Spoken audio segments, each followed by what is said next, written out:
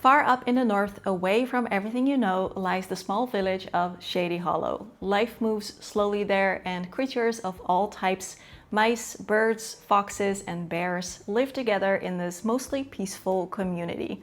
Everyone knows everyone, and nothing particularly exciting ever seems to happen. Until one day, the body of a grumpy old toad called Otto Sump is found in the swamps where he lived, and news reporter Vera Vixen, a fox who recently moved from the bustling city to this sleepy town, is on the job. Hey everyone, and welcome back to Vera Reads Books. In today's video, I want to tell you about the cozy murder mystery series that we all need right now, the Shady Hollow series. Shady Hollow was recommended to me by a viewer, and I'm so glad because this series entered my life at exactly the right time. And I always love it when that happens. In today's video, I want to give you a spoiler-free review of this book series. I will talk about the main characters, the writing, the plot, the book's strengths and weaknesses. Basically everything you need to know in order to decide for yourself if this is a series that you might want to pick up as well. I think in the world right now, we all need a place like Shady Hollow every once in a while to kind of escape into and snuggle up with and kind of get lost in all the descriptions of nature and the seasons changing and so many descriptions of all kinds of cozy foods and drinks. I had an amazing time with this series, even if it's not perfect and it has its flaws. So as always, feel free to join me and grab yourself something, look at this, something nice to drink, and let's talk about it. The Shady Hollow series was written by Juneau Black, which is a pen name of two authors, Jocelyn Cooler and Sharon Nagel. And the series is complete. The last book, Mockingbird Court, came out in 2025. All in all, the series consists of 6 novels and 2 short stories, which I read almost completely back to back, both because it's just a lot of fun and also because it's very quick and easy to read, and the books aren't very long. They're all between 200 and 300 pages. So I'll give you a teaser of the plot of the first book in the series, which is also called Shady Hollow, and as I said, I will keep it spoiler-free. Local hummingbird Gladys Honeysuckle flies on her way to work one morning when she finds the body of Otto Sump, a grumpy old toad, near the swamps where he lived, and immediately Gladys flies to the newspaper offices, the Herald, where she works as a gossip columnist, to inform her colleagues. This is where the fox Vera Vixen works, a news reporter who is also the protagonist and the amateur sleuth in this series. And Vera is a relative newcomer to Shady Hollow because before that she lived in the bustling big city. Vera has a nose for stories and she wants to get to the truth of things. So when she catches wind that this might in fact be a murder, she is very determined to get to the bottom of the case. As a reporter, Vera quickly finds hints that the local police force seems to have missed, and she discovers that more lives might be in danger, maybe even her own. Someone in Shady Hollow seems to be trying their best to make sure that Vera doesn't uncover the truth.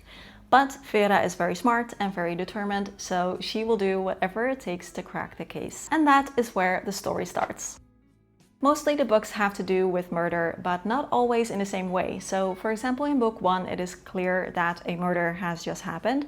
But in other books, maybe the buried remains of a creature are found who went missing several years ago, and then Vera learns more about what really happened back then. Other books might have something that has the appearance of a murder, but turns out to be something slightly different. And in terms of the 2 short stories, they are about a theft of an important item for the villagers of Shady Hollow, and also a missing kid squirrel. And I found that these books have a huge comfort factor. Even if they do deal with murder and some darker themes, the overall feeling is still soft, cozy, and low stress. These are relaxing books to read, so they're not overly graphic or gritty or scary or violent. It's great if you want something not too heavy.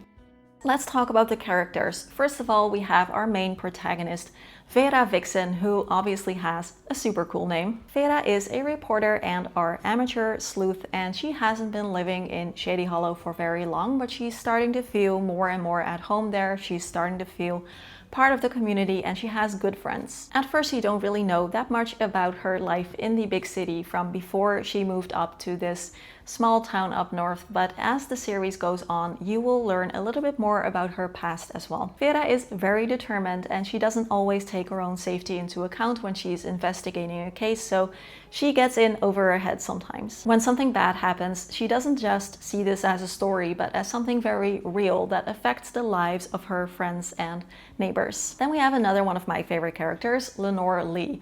Lenore is a raven and Vera's best friend. She has lived in Shady Hollow for much longer, and she owns the local bookstore called Nevermore Books. And this bookstore is super cool. It is a converted granary, so it has this open, tall structure with these multiple levels running around on the inside. So it has this open central space in the middle that goes all the way up to the top where Lenore's office is. So creatures who can just fly to the level that they want to go to. Creatures who cannot fly have to use the stairs, and then every level is its own genre of books.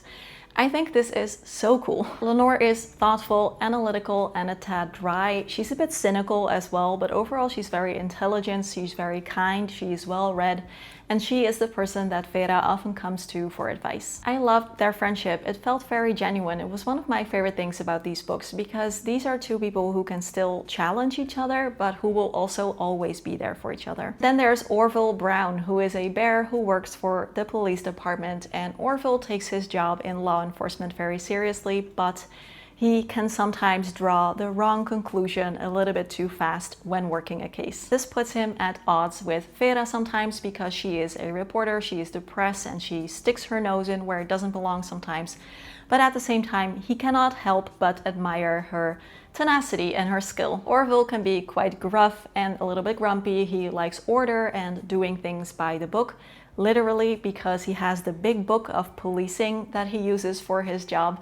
But underneath it all, he is very caring, and he does really try his best to solve the case and protect the community. There are many, many more creatures who live in Shady Hollow, but I would say that those three are probably the main three. And I do also want to give a special shout out to Lefty, who is a raccoon and the town's local troublemaker. Lefty is probably my favorite character in these books. He is so funny and so chaotic in the best possible way. He's always pulling small jobs. His face is usually on the wanted poster of the local police department, and somehow he always tends to know more than he lets on. Lefty isn't just there for comic relief. He is also very clever and observant, and he can kind of like show up somewhere right as things are about to get interesting. Vera and Lefty also find a way to kind of help each other out sometimes on the down low, and the scenes with Lefty were always some of my favorites. And lastly, I would say that the setting itself of Shady Hollow is almost like a character in the book too. This small town feels so alive, and it doesn't really feel like the backdrop of the story. It feels like something that actively shapes the story, like the community where everyone knows everyone and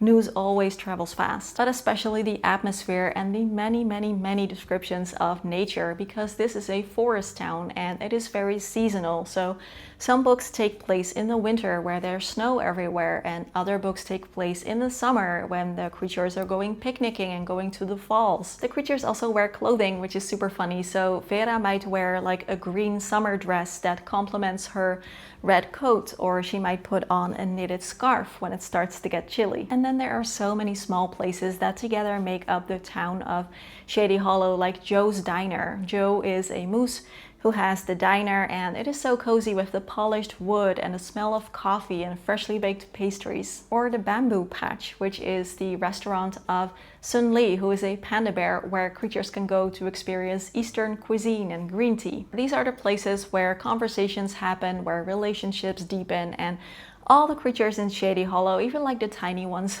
they feel like they belong there. So Shady Hollow isn't just the place where it happens, it kind of is the story itself. And I think this is the biggest reason why these books feel so immersive and comforting. Let's talk a little bit about the book's strengths and weaknesses. First up, the strengths. Number one, it is so vibey. The vibes are one of the best things about this series, and I'm not myself even like a true cozy fiction reader normally, but I couldn't help loving the cozy vibes. The nature descriptions are so nice. The mist in the trees in the early morning, or the sunlight filtering through the leaves. In the winter, all the creatures have such warm lighting in their home, and some of them might do like charity. For example, when Another creature's home was destroyed by the snow. In the autumn, there is the Harvest Festival, and in the spring, there is the Cherry Blossom Walk. So it's all of these like seasonal events. And even better than all the descriptions of the nature and the seasons is the descriptions of the food. Get ready to be hungry when you read these books. When I was reading, I was always in the mood for coffee and warm tea and freshly baked pastries. Vera always gets her coffee at Joe's Diner and then grabs something nice to eat along the way as well. And I was even one time reading this book and it made me actually go and bake scones, maple pecan scones, because they were eating them in the book and I was just like, okay, like I caved. I want one. So the vibes and the coziness just make this a really nice book to escape into and find some comfort, and it was very special for me. Another strength are the fun and interesting mysteries, while not always being very unpredictable about like who ended up being the killer.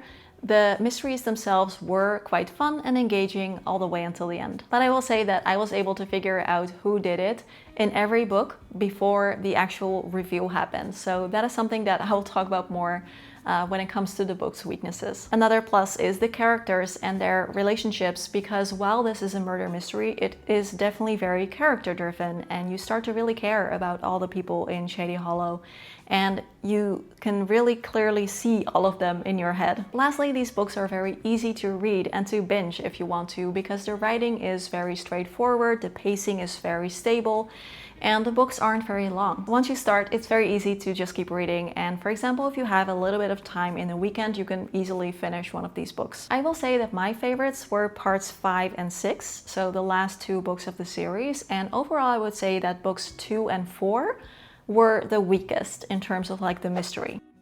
All right, let's also talk about the weaknesses. I do think that this is good to talk about and to mention in case you might be wondering if this is a series for you.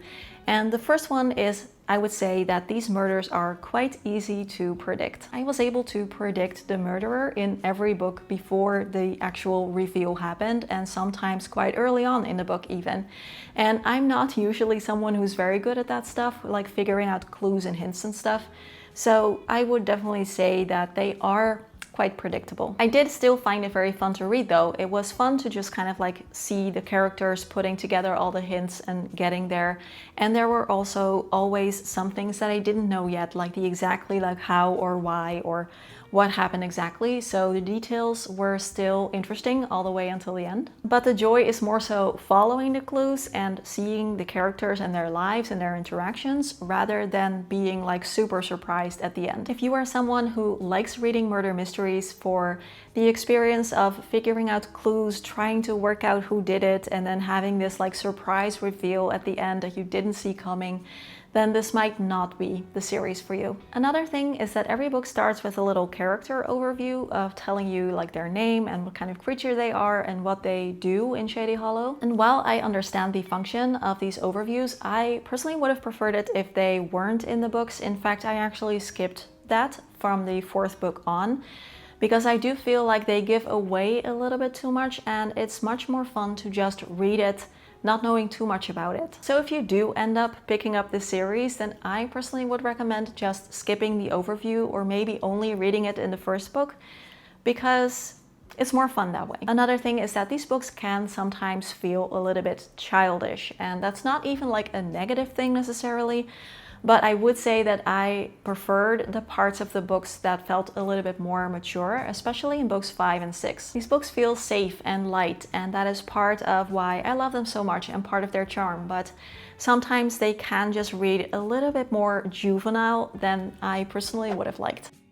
Lastly, what I want to talk about here are the 2 short stories, The Evergreen Chase and The Phantom Pond. While I did enjoy reading these 2 short stories, and I think that they are nice to have for true like fans of the series, I do think that they didn't add that much to the series as a whole, and if you just read the 6 novels and skip the 2 short stories, then you're really not missing much. If you are a big fan, then I'm sure that you will also enjoy the short stories. I'm not mad about them, but I do feel like, you know, they could have also been left out.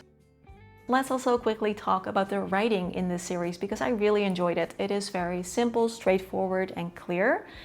but it is also so atmospheric, so descriptive without being overly detailed. It is very light and accessible, it's easy to follow along and kind of like slip into, and it's not like high literature or anything like that. It doesn't try to be, but it is very good at creating that cozy, comfy vibe. It's also very humorous and whimsical because these are creatures, but they behave and act as humans, and that can lead to some funny situations. And this reflects in the language as well, with words like pawkerchief or paw cuffs, or the book The Squirrel Who Kicked the Hornet's Nest. And the creatures' names too, for example the Von Beavertons, who are beavers, and they own the local sawmill. They are a very influential family in Shady Hollow. They employ many of the other creatures, and they're called the Von Beavertons.